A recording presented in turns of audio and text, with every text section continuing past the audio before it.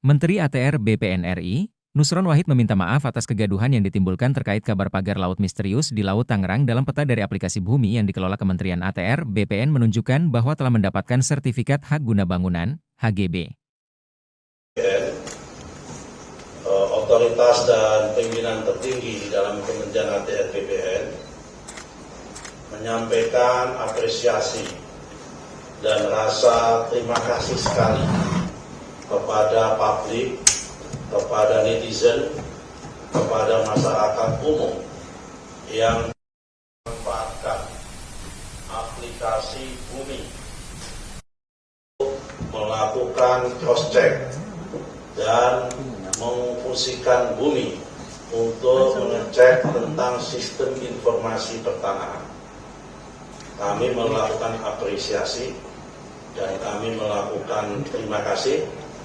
Ini menandakan bahwa aplikasi Bumi yang kami siapkan, yang kami adakan memang mempunyai tingkat kemanfaatan yang tinggi dan bisa diakses semua pihak serta transparan, tidak ada yang ditutup-tutupi, dan itu juga menjadi bagian dari salah satu kontrol sosial masyarakat sehingga tidak ada yang bisa keluar dan ada informasi yang ditutupi dari aplikasi Bumi itu tentang keberadaan sertifikat maupun informasi pertanahan lainnya melalui aplikasi tersebut.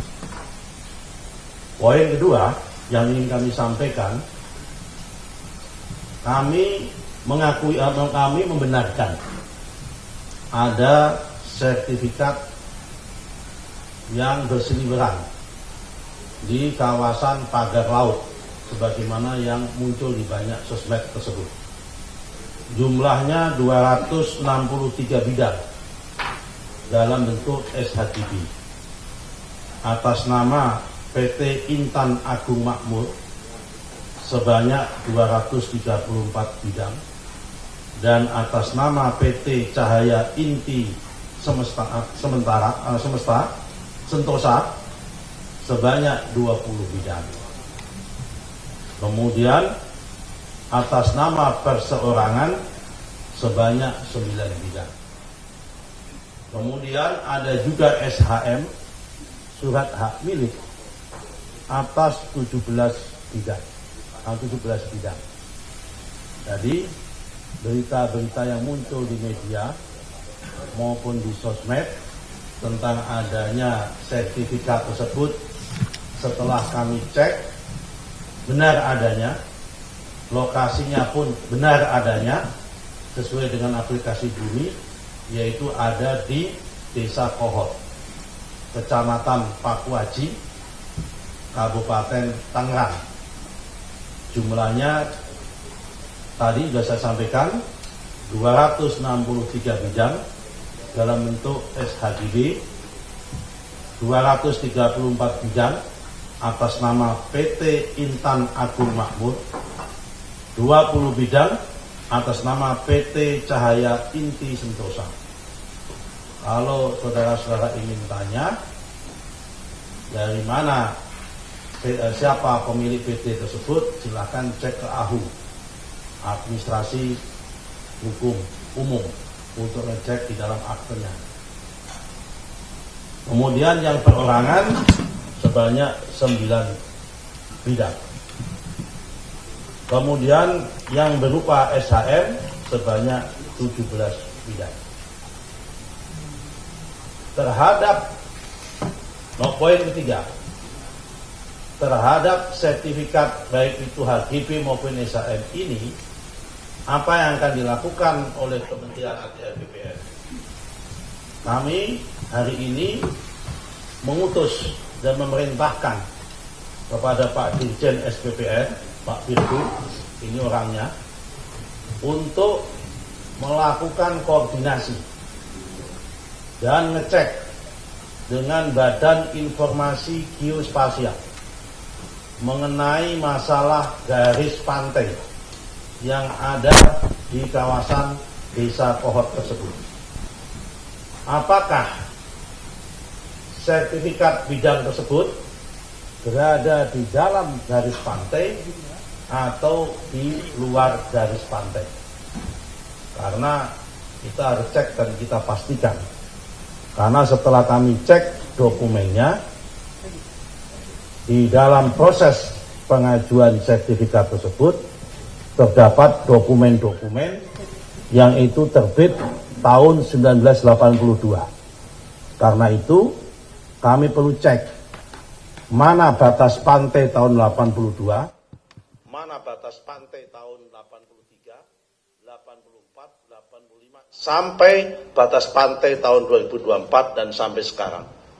Untuk mengecek keberadaan, apakah lokasi yang dimaksud dalam peta bidang tanah yang tertuang di dalam SHGB maupun SHM tanah tersebut berada di bawah, di dalam garis pantai atau di luar garis pantai. Itu yang poin ketiga. Dan kami minta besok sudah ada hasil. Karena itu masalah tidak terlalu sulit untuk dilihat. Jadi garis pantainya mana? Kami tidak mau berspekulasi dulu. Apakah ini dulunya berupa tambak atau berupanya apa?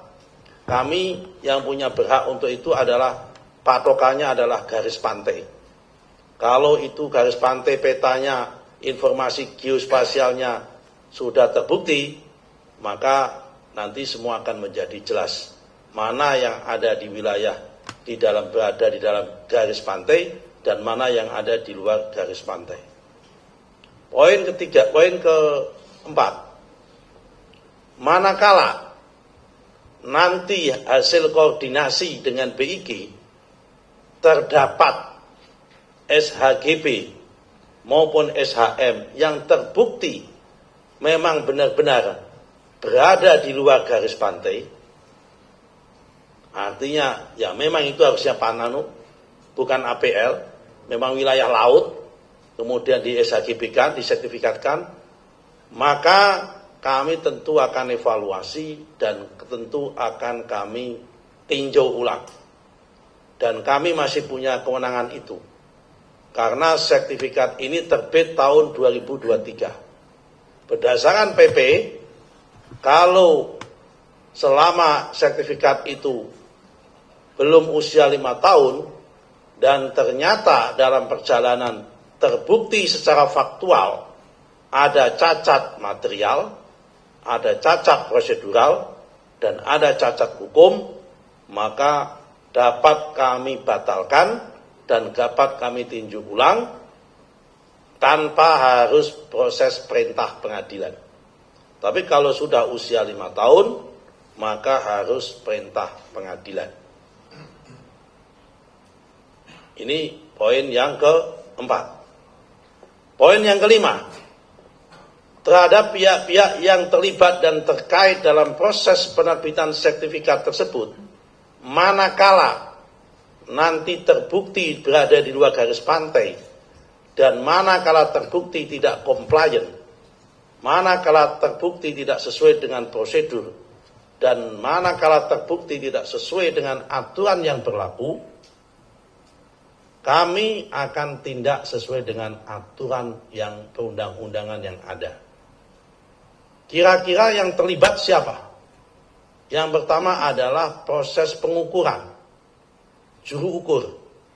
Dan kami sudah cek kepada teman-teman di Kantah di Tangerang menggunakan KJSB.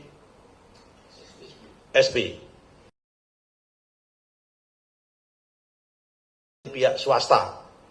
Terhadap KJSB-nya, kami sudah mintakan perintah kepada Pak Virgo selaku yang menangani Dirjen SPPR untuk memanggil, dan terlalu terbukti tidak prosedur, kami minta untuk di blacklist, kalau perlu merekomendasikan supaya izinnya dicabut. Kemudian setelah ada juru ukur dari KJSB butuh pengesahan.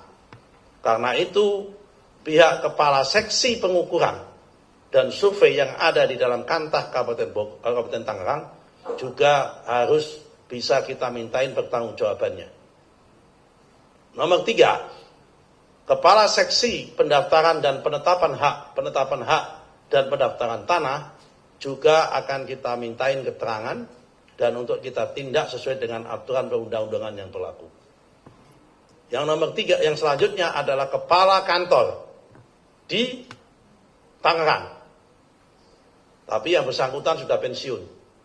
Juga akan kita panggil dan akan kita lihat apakah yang bersangkutan terlibat itu atau tidak. Karena itu kami atas nama Menteri ATR BPN mohon maaf atas kegaduhan yang terjadi kepada publik dan kami akan tuntaskan masalah ini seterang-terangnya, setransparannya.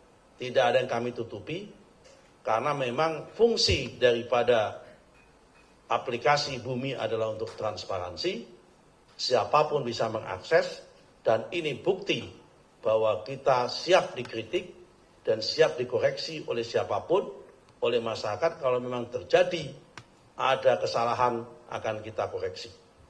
Dan ini menunjukkan dengan adanya aplikasi Bumi, pihak-pihak